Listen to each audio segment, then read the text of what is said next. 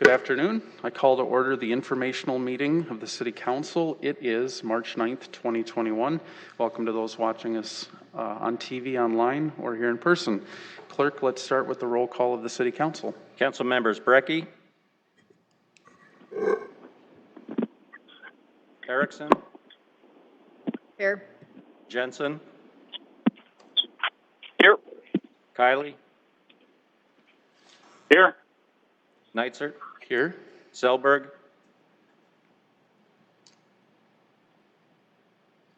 Sale. Here. Councilmember Brecky is here. Thanks, council member. And council member Starr. Here.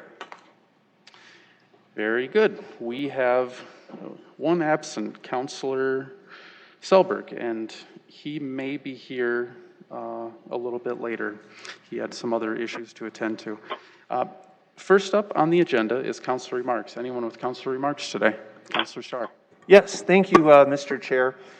Councilor Brecky and I have been this week participating in the Congressional City Conference. We'll do a longer report, but so far it's been very interesting. Actually, today it kind of wraps up, and then a little bit of on the Hill, meet with your legislators. But the Washington part of the conference is something we probably haven't attended as much as a city, and the programming's been awesome, especially the general sessions.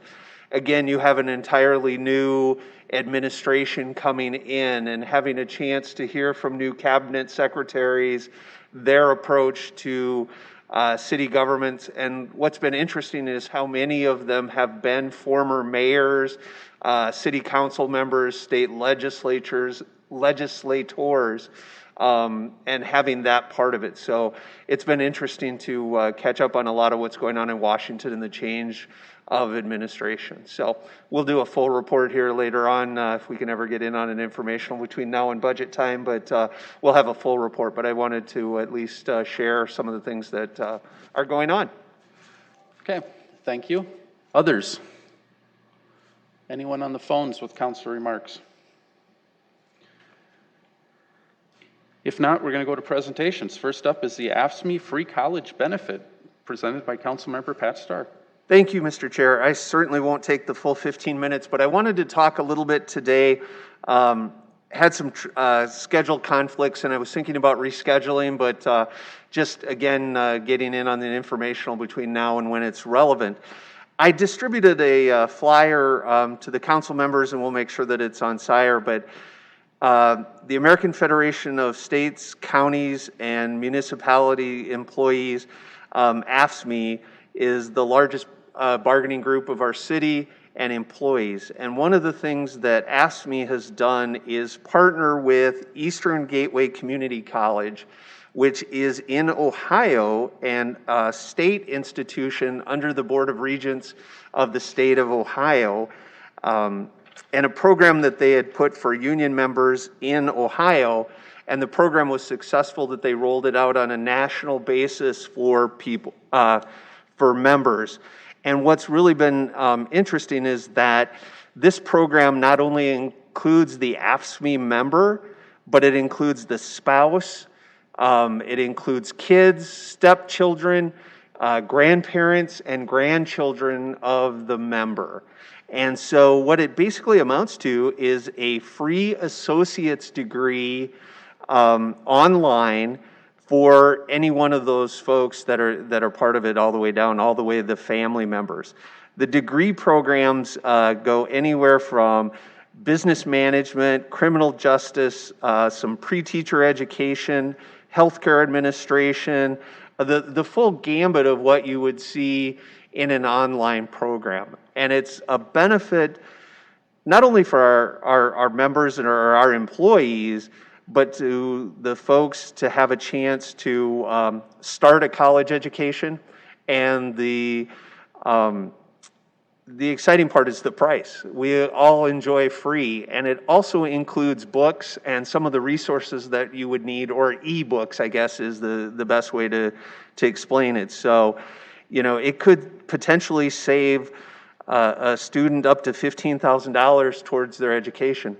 And the part that's really great about it is it also allows the associate's degree because it's an accredited program to transfer to maybe a South Dakota school if they chose to continue on. So it's something that builds our employees, gives them a chance to advance in their training at a price that's reasonable for folks.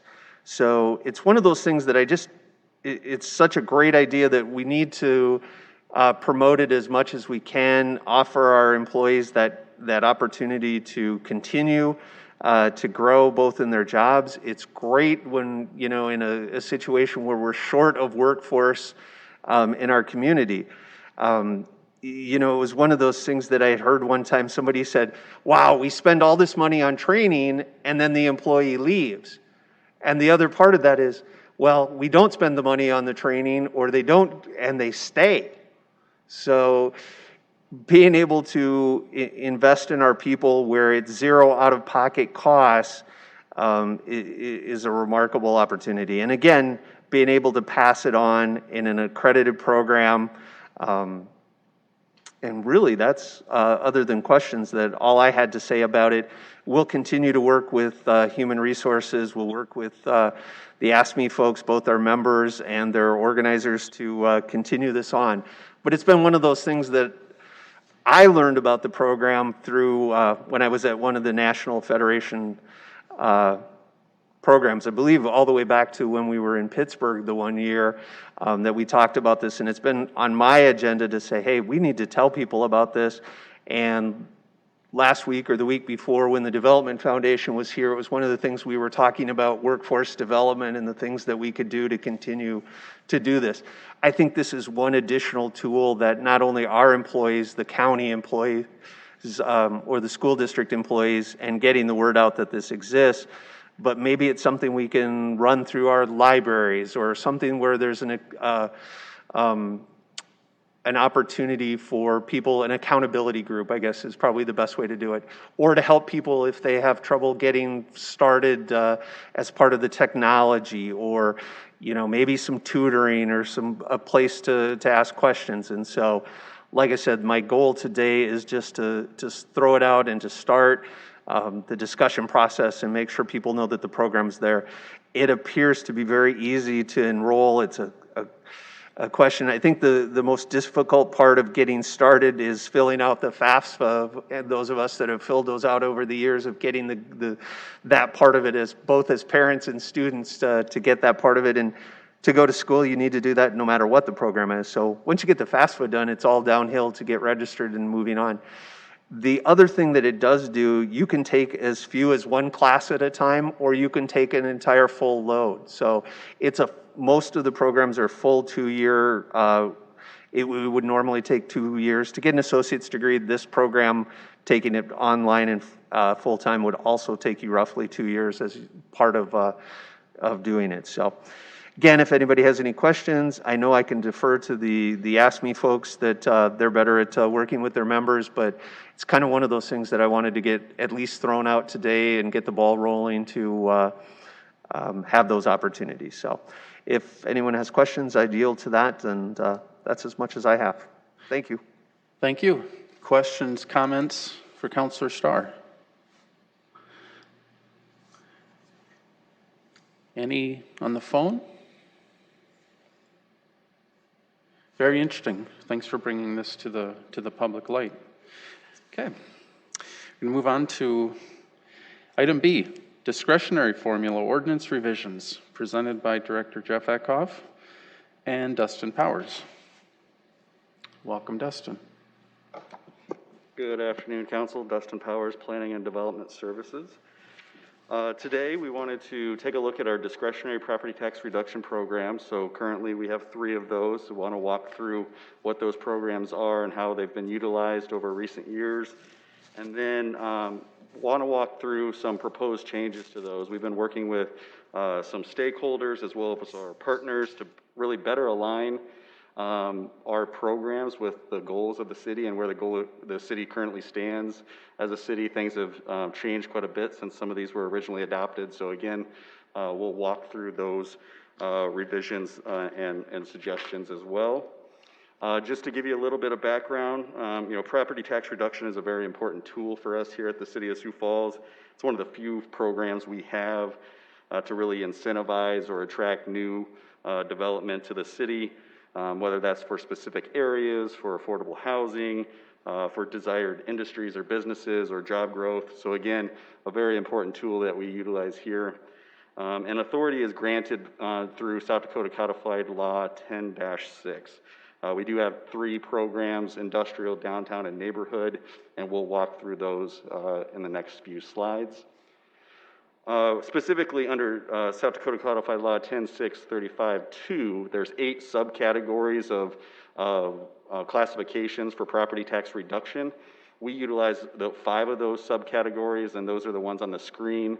To really summarize, the first subcategory is specific to their downtown area and is related to commercial and industrial uses.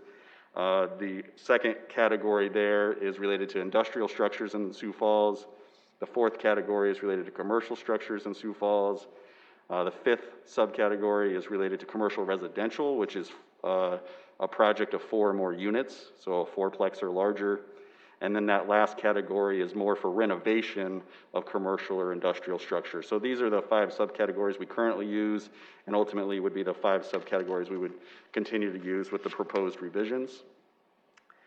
Wanted to talk quickly about our current application process. So anyone that's looking to get reduced taxation based on new construction, they would file an application with the Planning and Development Services Department.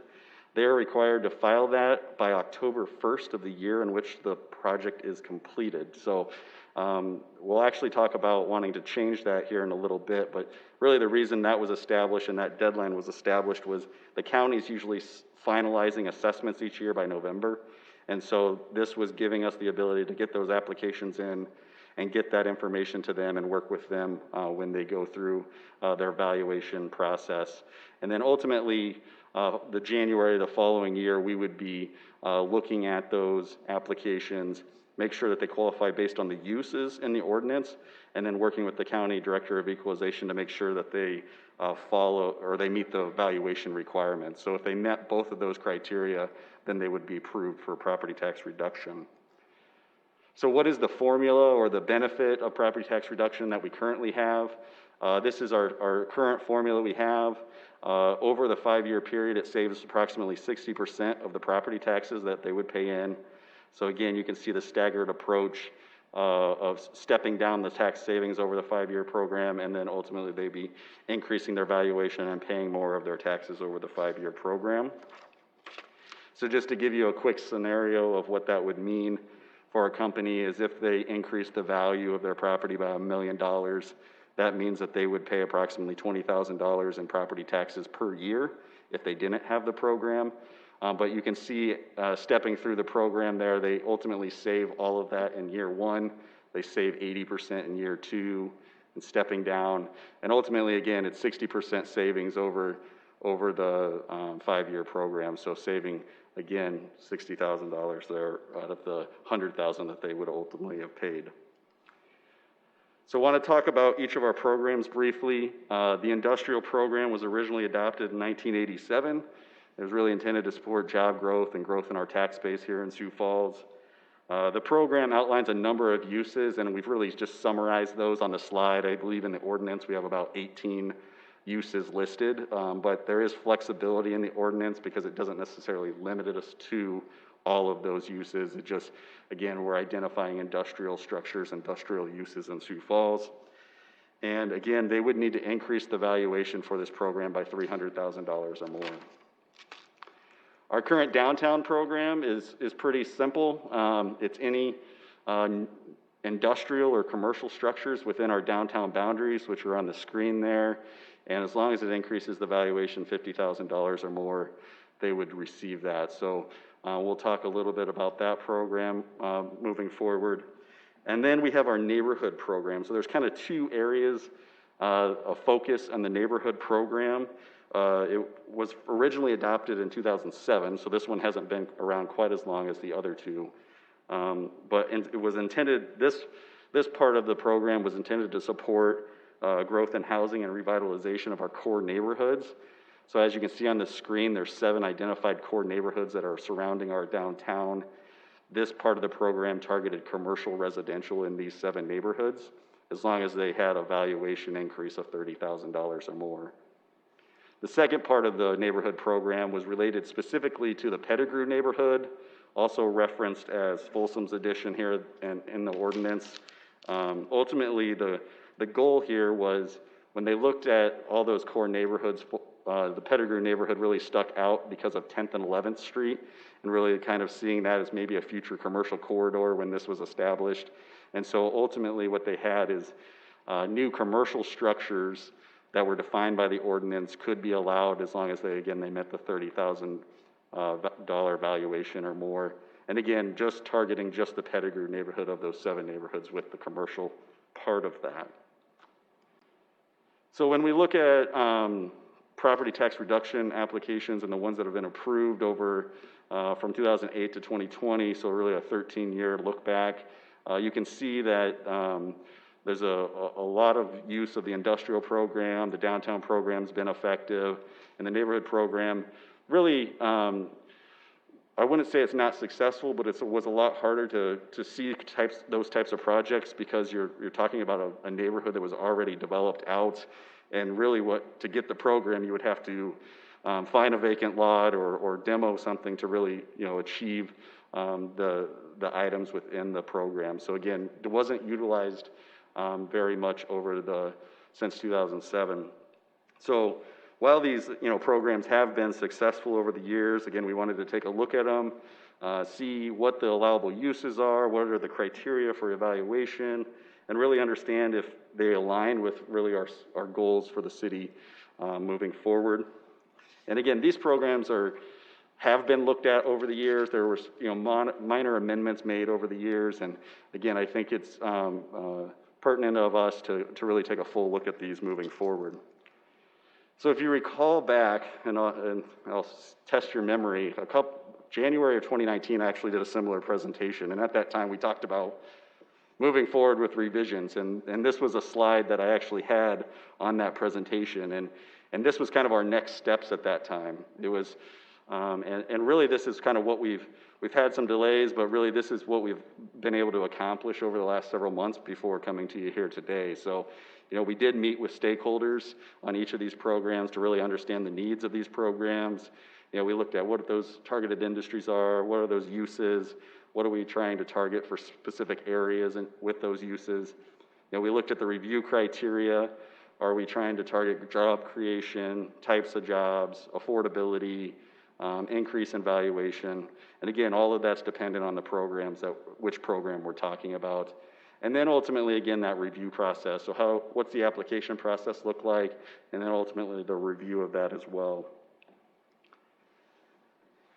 So what we're gonna talk about now is really kind of where we're at with those programs, what we would be looking at proposing and bringing forward. What we would like to do is really modify our industrial program more into an economic development program. So we're not just looking at industrial uses and valuation, but we're also looking at additional criteria. So such things as jobs, wages, benefits, are they in a targeted industry? And we'll go through each of these in a little bit more detail. With the downtown program, what I'd say is we've had good success with the downtown program, and we think that in its current form, it's okay, and I think just a few modifications there will continue to target development and growth in our downtown, and we'll talk a little bit about that. And then our neighborhood program, really transitioning that from specific to those 7 core neighborhoods and really targeting accessible or affordable housing in Sioux Falls. And so really what we would be looking at doing with this program is making it more citywide, but again, targeting affordable housing.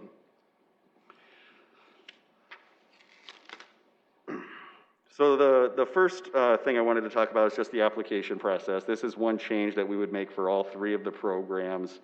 Really, instead of, again, getting those applications on October 1st of the year they're completed, I mean, that's someone submitting an application to us probably after the project's completed. And so what we really would like is we'd like to have some conversations with these individuals about their project prior to them actually getting a building permit, so that we know that these projects are coming forward, and also we know that these are things that we need to implement moving forward if they qualify. So again, we would be looking at getting those applications prior to issuance of a building permit, and then that way we can get a copy of the building plans and everything right up front, and that we have time to basically review them as well as implement them as they get through construction. So with the proposed discretionary formula, so this would be for all three of the formulas, we would be looking at providing 2 levels of benefit. So each level would basically have its own criteria under each of the 3 programs. So this slide really shows what the base formula would be. So this would be the entry formula for all of the qualifiers of the 3 programs. What you'll see is that it's a little bit different in that this saves 58% of property taxes over the 5-year program. Our current program saves 60%, so actually saving a little bit less, but what we're doing is we're front-ending it on the front end with more of the benefit. So what you'll see is in years 1 and 2, we're actually giving 100% property tax reduction, but then it drops down pretty drastically for the next 3 years. Based on a lot of the conversations we held with stakeholders on this, and the businesses, they're really ramping up when they build these facilities. That could be ramping up employees, ramping up production. It could just be lease up. If it's an affordable housing project, it takes time to lease up. And this would really help, because this is property tax reduction, it helps on the back end, so after development. So it's really helping on your operational side. And so again, by having that solid benefit those first 2 years really would help those companies, help those developments a lot more. And then again, we're still receiving really the same benefit as they're currently receiving today, just in a little bit different model. So the second formula for each of the programs would be a max formula. So we would be looking at, identifying certain criteria for each of the programs, but they could achieve 5 years of 100% abatement or reduction. So ultimately, the first 5 years after construction, they wouldn't pay on any of the added value that they would be creating. And so we'll walk through, and each of the programs, we'll talk about each of what qualifies you for the base program, and then what qualifies you for the max program. So with the economic development program, we would be looking at projects that really meet an economic development purpose to really determine that applicability. We would look at how it benefits the community as measured from increase in jobs, wages, business volume. How does it expand the tax base? Is it, business retention and recruitment is associated with that, and then other, corresponding factors associated with economic development. When you look at really what we'd be looking for in structures and facilities, it's some of the same uses we already have in our program, our current program, but we'd be targeting, the manufacturing jobs, laboratory and research facilities, logistics and warehousing, distribution, data centers, ag production or processing facilities, technology-based companies that have good paying jobs, and then really others that are identified as targeted industries. And again, we work very closely with the Sioux Falls Development Foundation and what those targeted industries are, and we'll talk a little bit more about that. And then the things that we wouldn't include under this program are really more commercial oriented in terms of retailing of products or services. So any establishment really engaged in selling a retail product, or anything that's really looking at mainly providing a service. And examples are restaurants, hotels, motels, any professional services you would provide. And again, that's consistent with what we don't currently allow under our current ordinance. So again, nothing really new there in terms of the uses we're targeting, but we are getting a little bit more specific on those moving forward. And then ultimately, with all of these programs, and when we get to the next slide, we'll talk a little bit more about the additional criteria. But we would like to actually review these economic development ones with the Sioux Falls Development Foundation. They have a lot of background when we start to talk about wages, jobs, types of industries, types of companies that we would be seeing in Sioux Falls. And so again, they would be really just kind of advice and consent and consultation on these, but ultimately the city would have the final authority for approval on those. So in terms of valuation requirements, so really with every program, you're going to look at uses, you're going to look at valuation, and we're going to look at some additional criteria. So under the economic development program, there's really two categories we would see under the base program, so that initial formula that we talked about. One would be for existing businesses, and what we're doing is we're establishing the threshold we currently have at $300,000 for existing businesses that are looking to expand or add an addition to their property that they currently have. So ultimately, you know, we're trying to support the companies we have here. We want them to stay here. So again, just having a little bit lower threshold if they're just looking to, you know, really add an addition or expand their current facility. Now, if they were going to be building a new structure or anyone was going to be coming with a new structure, we would be looking at a valuation of $1 million or more. And again, those are for the base program. So again, if you meet the criteria on the first slide, you meet these two valuation criteria, you would qualify based on the base formula. Now, if we were to look at the max formula that we have, or the max program, again, we'd be looking at everything that we already talked about, those uses that meet that economic development purpose. We would need to meet $1 million in valuation, but then we would also need to meet the qualifying criteria. So what we've identified here is a number of criteria that we would be looking at as it relates to these economic development projects and the program associated with that.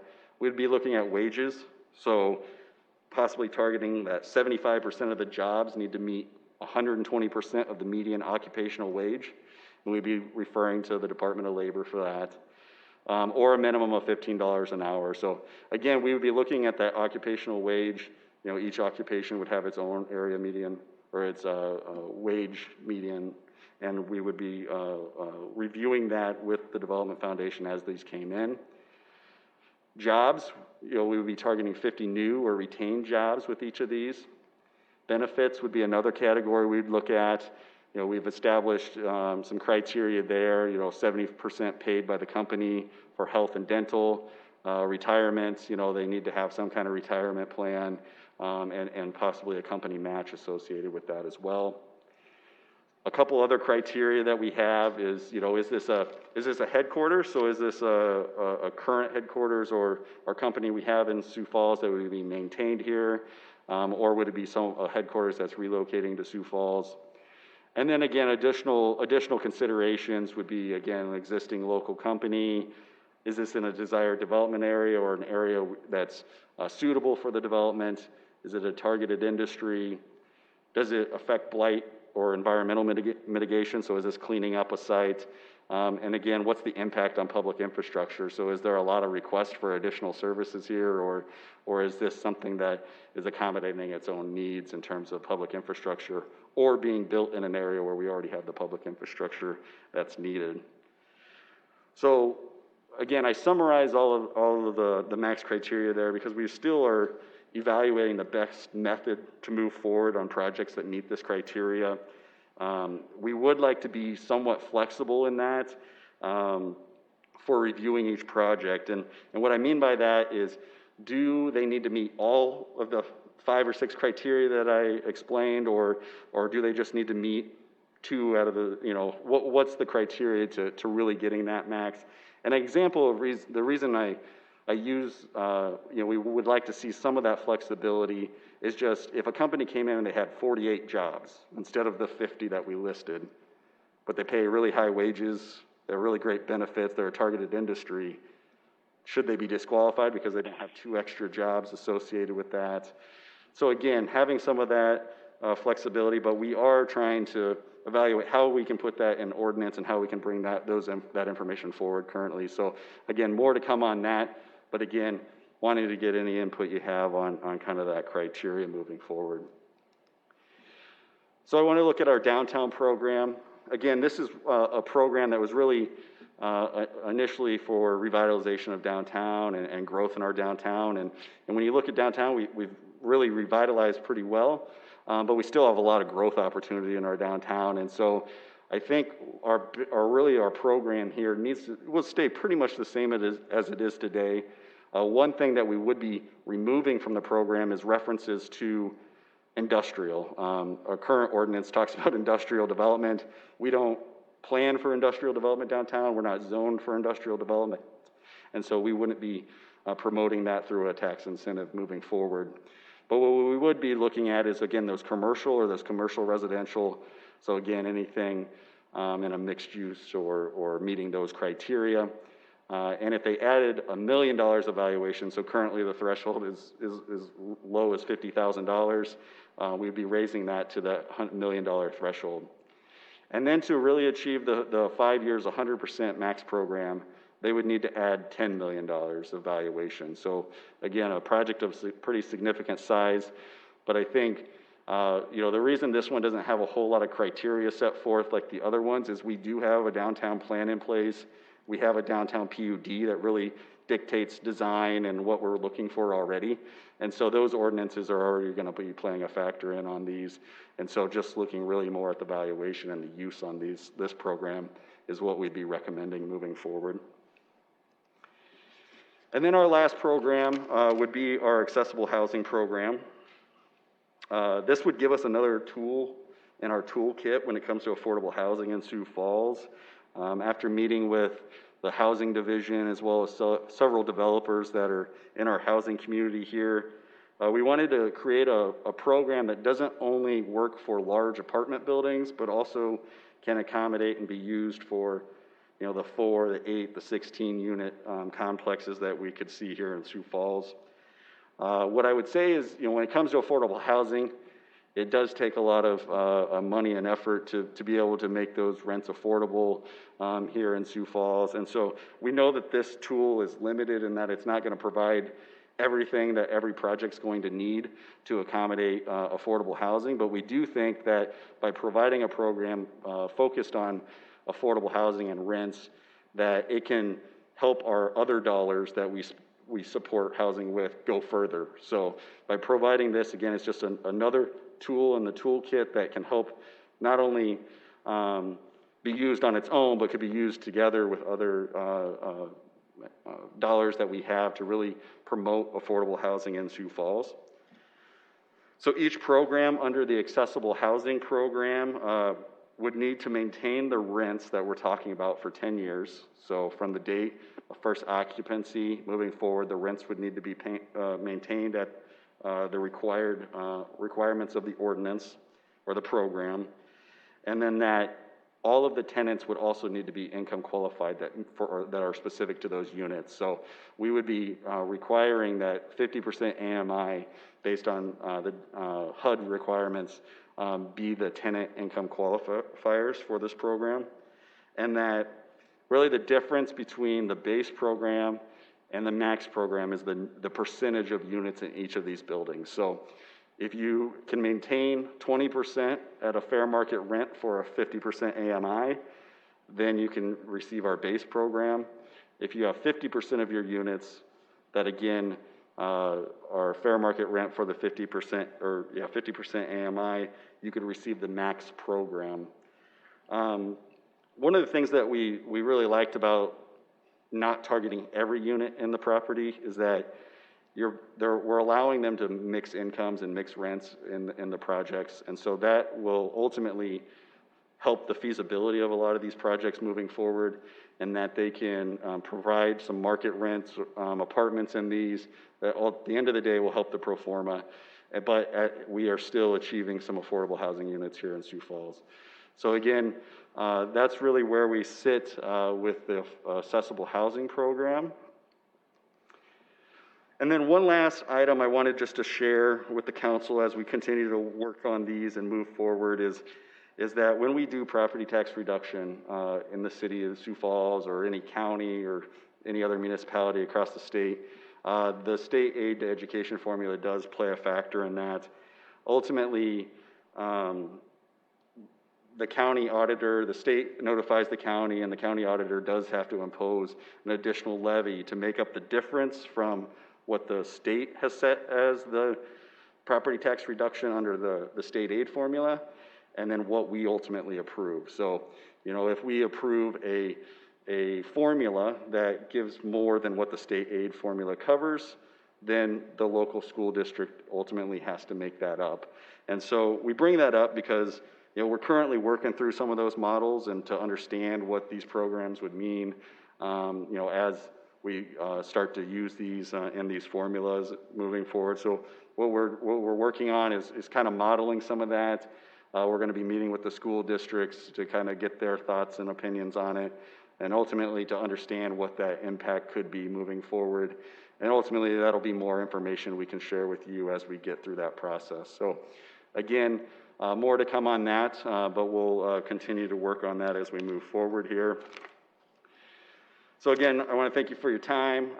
Again, we really wanted to provide kind of that background information, let you know where we're at, because these are items that we eventually do want to bring forward to you to really better reflect our programs with our current situation in Sioux Falls and the goals and objectives that we're trying to meet here as a city. So with that, I am happy to answer any questions you have about anything presented today. Thank you, Dustin. Questions, comments? Councilor Sale. Thank you. Good presentation, and I appreciate all your hard work and moving forward on this. As you look to develop this program, do you identify other cities that we're in competition with for some of these businesses?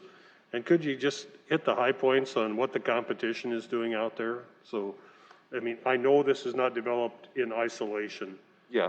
So just a little background if you could. Yeah, so we can, it's hard to compare apples to apples when we talk about like property tax reduction programs in general, just because based on each state, they have a little bit different requirements that are allowed.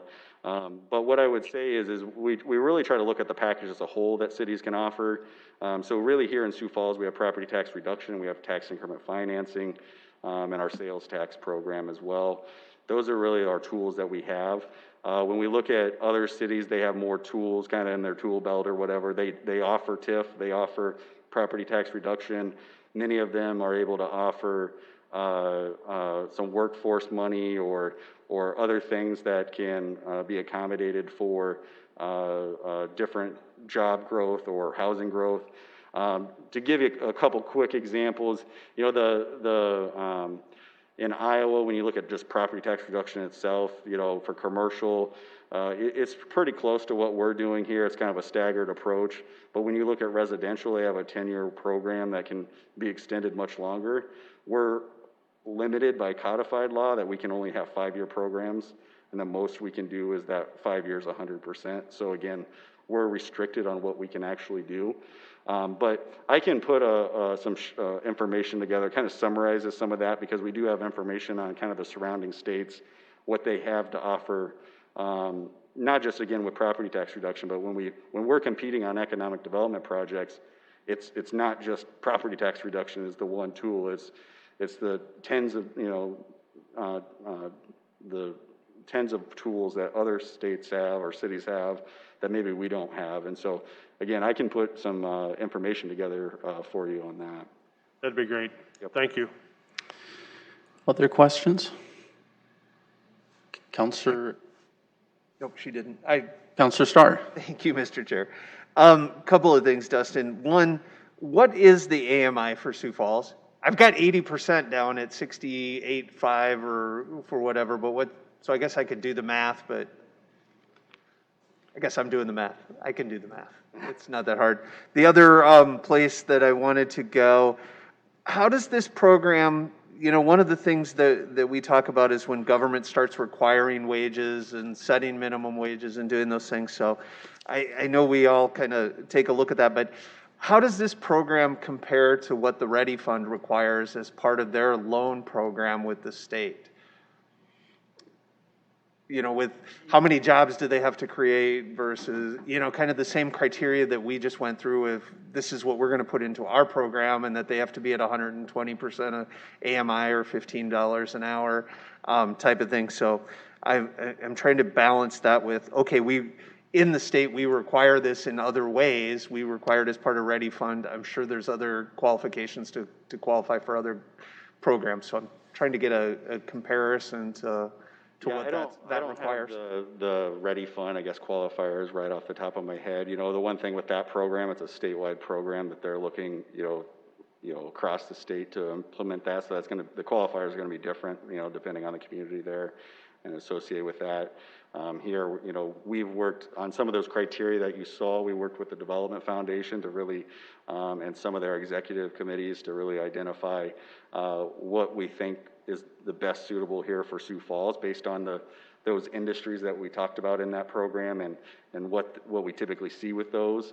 And so again, those were how we came up with those numbers, is working with them and some of their businesses and looking back at some of the businesses and industries we've seen move to Sioux Falls. So that's really how we came up with that criteria to really fit it to Sioux Falls. Are we at that point where we have, what are the, can maybe flip back to the slide that had the targeted industries? There we go. Okay. So that gives us an idea, but are we more, I guess it doesn't need to be more defined than that, but I guess I'm trying to figure out what is it if we said tomorrow we want X type of business, or what is it that we tell people we want? I mean, other than, you're off the hook because Director Eckhoff wants to answer that, so. So thank you for your questions, and the path you're going down to with GOED. So I'll kind of back up to that. So a long time ago, GOED kind of had a formula with the Ready Fund, like so much. I think at one time it was $10,000 per job, but obviously that became obsolete. And I think now they sort of package it based on if it's going to Huron, it's probably a little bit different than coming to Sioux Falls, et cetera. So it's kind of all over the board. What was your second question? The last one? Tell me, if we could get the ideal business that we're going after, what would it be? I mean, would we say that it's a biotech company that produces this many jobs, that the corporate headquarters would be here? I mean, how have we defined that at this point? That where's our sweet spot of what we want? So targeted industries, we would look at the Development Foundation. So it's advanced manufacturing, cyber, financial services, research, and bio, and I think there's one more. I think they have 5 target industries. And obviously, I always like to look at how does it diversify our economy? Does it bring in jobs we don't have, open up new sectors, and kind of overall wages, benefits. The list of criteria is kind of it's not meant to be comprehensive, but it's meant to be a guide. Right. And say, look, like to Dustin's point, how do you weigh those? If the wages are exceptionally high, can you overlook the number of job creation? If you're looking at something that's creating 1,000 jobs, maybe the wage standard isn't quite as high, and those types of things. So it's a work in progress. That's why we want to enlist the help of the Development Foundation to look at those, and they can take it through their process too. Perfect. Thank you. Yep. Anyone on the phone?